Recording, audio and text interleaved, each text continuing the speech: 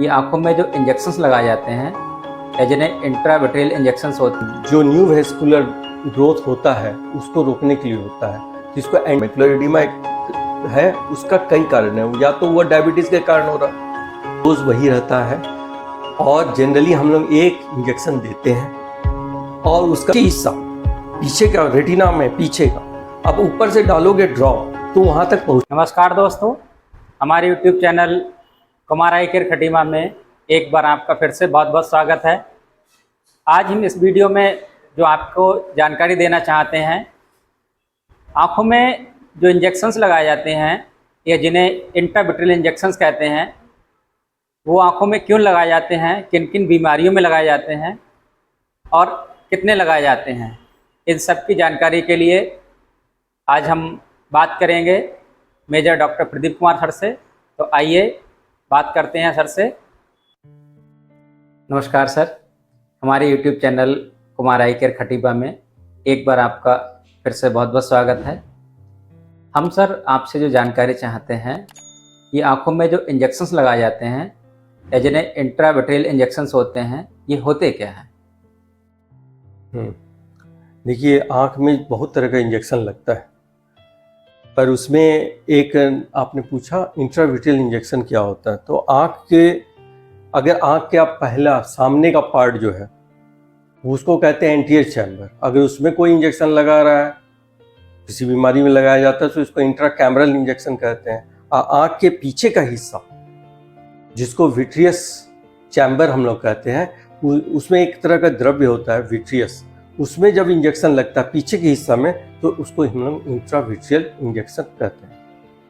Sir, एवेस्टिन injections के बारे में बहुत सारे पेशेंट हमसे पूछते हैं, तो एवेस्टिन इंजेक्शंस होता क्या है सर? ये एक्चुअली वो भी इंट्राविट्रियल इंजेक्शन ही लगाया जाता है ज़्यादातर।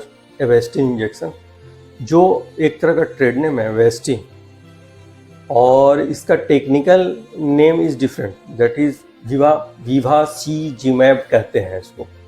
तो ये एक तरह का इंजेक्शन है जो आँख में जो न्यू वेस्कुलर ग्रोथ होता है उसको रोकने के लिए होता है, जिसको एंटी वेजफ इंजेक्शन कहते हैं। एंटी वेजफ ग्रुप में आता है, एंटी वेजफ, VEGEF, वेजफ।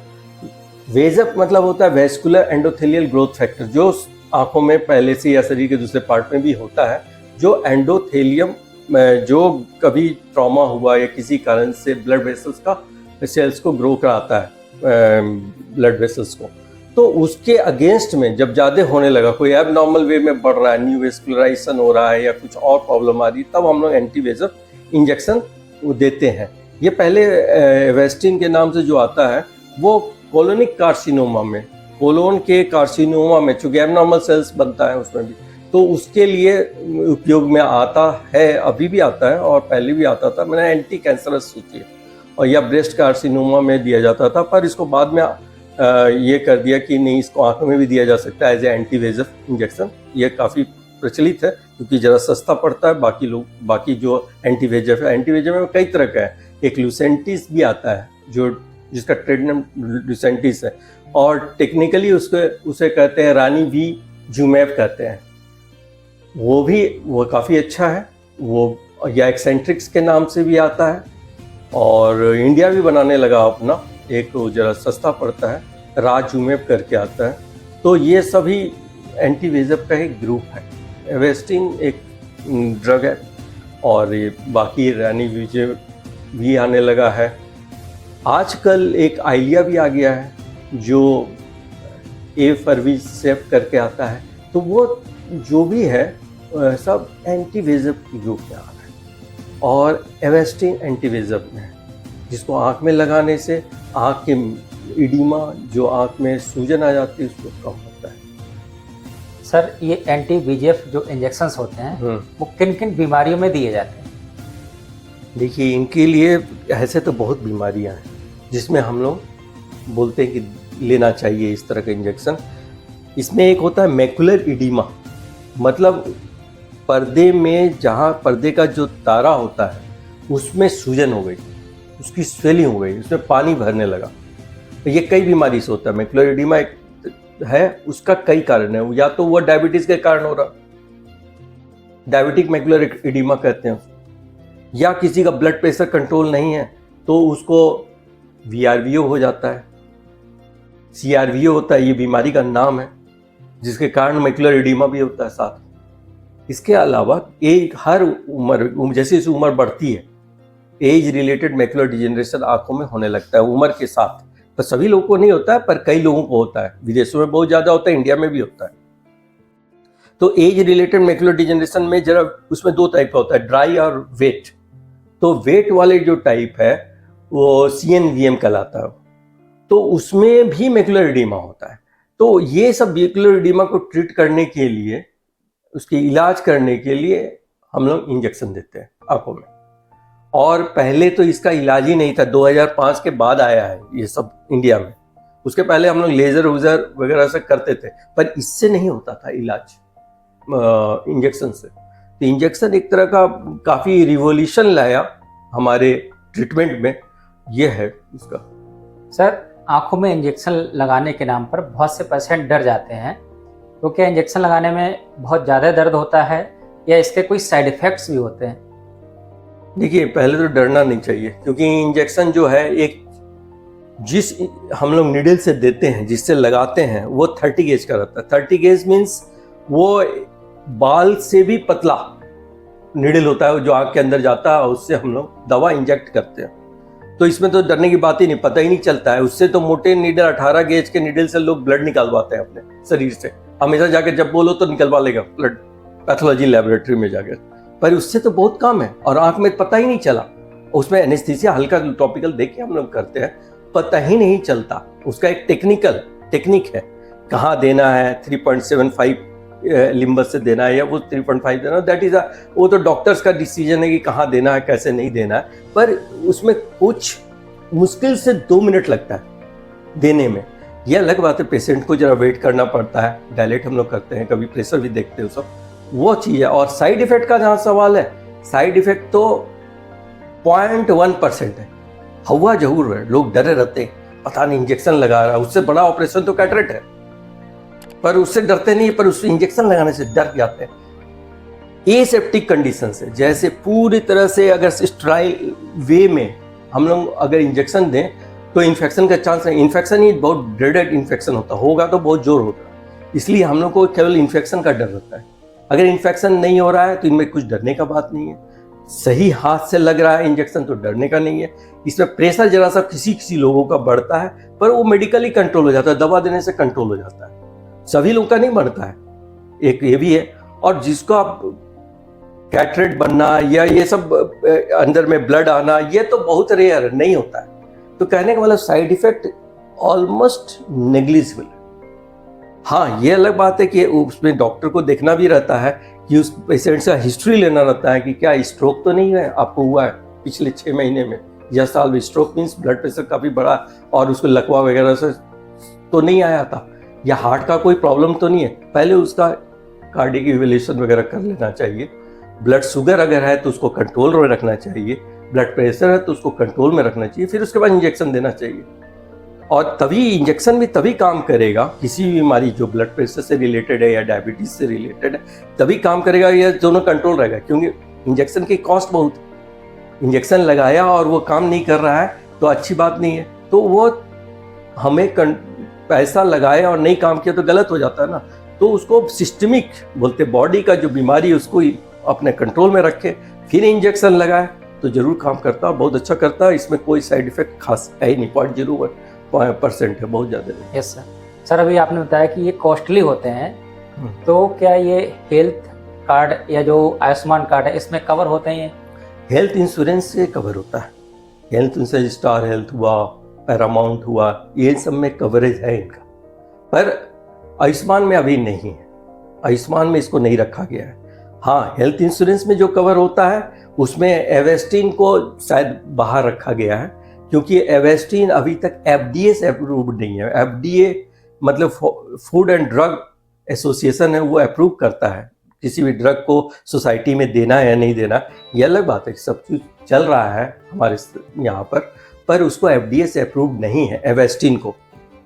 बाकी सब अप्रूव्ड है, तो उन लोगों को हमें हेल्थ इंश्योरेंस से पैसा मिल जाएगा। जो लगवाएगा, लुसेंटिस लगाए या कुछ और भी ड्रग हम लोग देते हैं, उसको लगाने से कोई दिक्कत नहीं। सर ये इंट्रावेनस जो इंजेक्शंस होते हैं, इनकी कोई सर्टेन डोज होती है या अलग अलग बीमारियों में इनकी संख्या अलग अलग रहती है? हाँ, क्या कह रहे हो?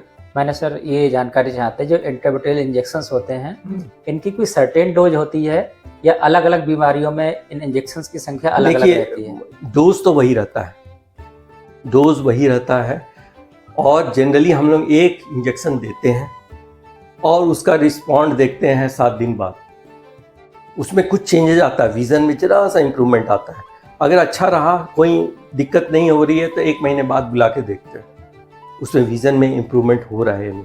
अगर जरा सा भी 1 लाइन का भी इम्प्रूवमेंट हो रहा है, तो उनको 3 लोडिंग डोज दिया जाता है, 3 हर महीने एक दिया जाता है। हाँ, ये बात है, ये सब बाकी में होता है, पर एक भी होता है आइलिया जो बोल रहे थे हम लोग। आइलिया में ड्यूरेशन ज़्यादा है, उसमें 1.5 से 2 महीने में दिया जाता है इंजेक्शन, पर 3 इंजेक्शन दिया जाता है। 3 इंजेक्शन लोडिंग डोज देने के बाद उसको फिर अकॉर्डिंगली पेशेंट आता है हर महीने। OCT मशीन एक होता है, उससे जांच की जाती है आँख का, अगर उसमें इम्प्रूवमेंट है या वहीं पर है, स्टैटिक है, तो उसको और डोज देने की ज़रूरत नहीं है। नहीं तो इसको साल भर तक हमेशा आते रहना चाहिए पेशेंट को। कई लोगों को तो ARMD बोलते हैं, एज रिलेटेड मैकुलर डिजीज, विदेशों में तो 40-40 इंजेक्शन आँख में लगाया जाता है, क्योंकि वो दिखना, वहाँ तो बहुत कॉम्प्रोमाइज़ कोई नहीं करना चाहता अपनी विजन के साथ, लगाया जाता है और लगवा रहे हैं लोग। इसमें सबसे बड़ी चीज़ है फॉलो अप।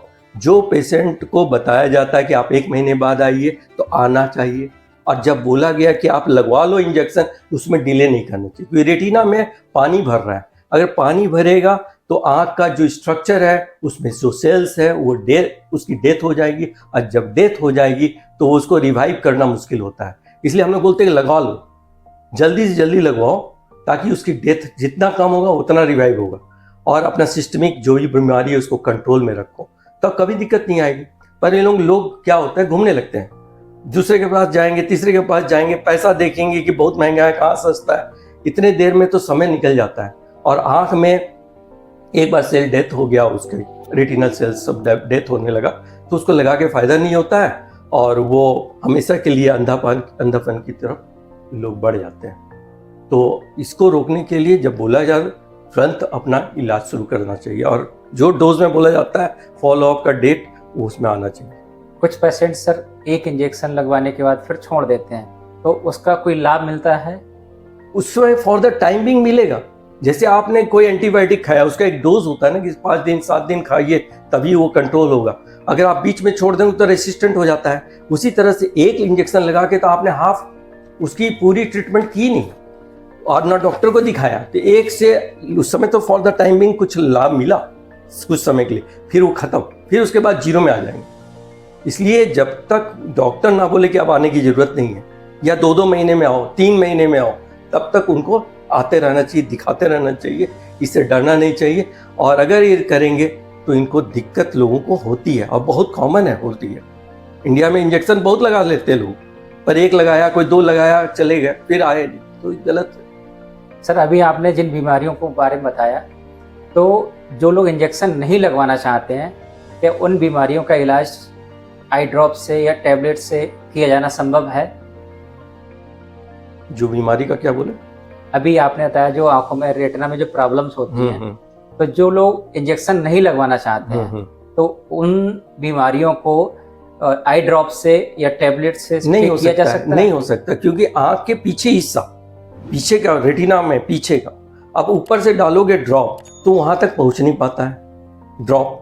और अगर आप टैबलेट भी खाते हो, तो ये जो विट्रियस होता है अंदर का पीछे, जिसमें हम लोग इंजेक्शन देते हैं, वो एवेस्कुलर स्ट्रक्चर है, मतलब उसमें ब्लड वेसल नहीं होता है। तो ब्लड में आपको सिस्टमिक दवा भी कुछ दे दिया जाए तो वहाँ तक पहुँच नहीं पाता है, तो बेकार है।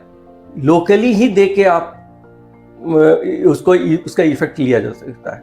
अगर आप बाहर से जितना भी दवा खा लो, बहुत ज़्यादा नहीं, 19-20 का फर्क पड़ेगा, पर ज़्यादा नहीं पड़ेगा। सर एंटी VEGF इंजेक्शंस के अलावा क्या आंखों में और किसी तरह के भी इंजेक्शंस लगाए जाते हैं, जैसे स्टेरॉइड्स हैं या एंटीबायोटिक्स हैं? हाँ, एंटीबायोटिक्स भी लगाया जाता है। जब इन्फेक्शन किसी को हो गया, कैटरेक्ट का ऑपरेशन के बाद किसी को हो जाता है या कोई कारण से बहुत ज़्यादा एंड ऑप्थेल्माइटिस की तरफ चला गया, तो इंजेक्शन इंट्राविट्रियल लगाया जाता है। तो एंटीबायोटिक की बात हुई।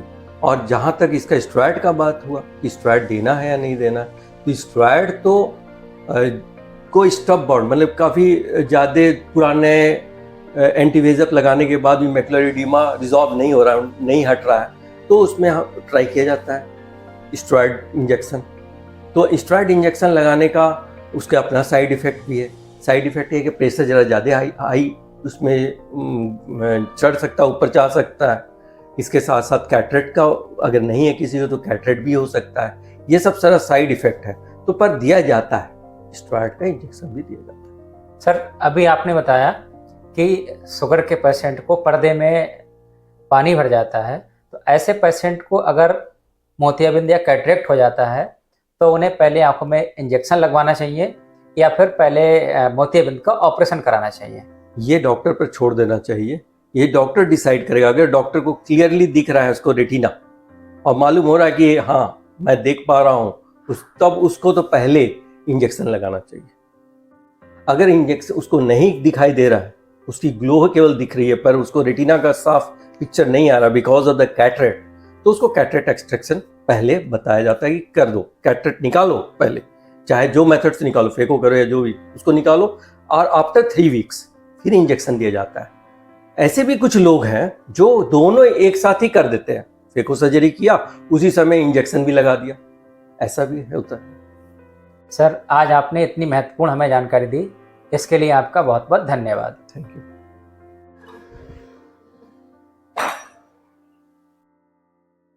अभी आपने देखा कि सर ने बताया आँखों में जो इंजेक्शंस लगाए जाते हैं, जिन्हें इंट्राविट्रियल इंजेक्शंस कहते हैं, वो क्यों लगाए जाते हैं और किन किन बीमारियों में लगाए जाते हैं।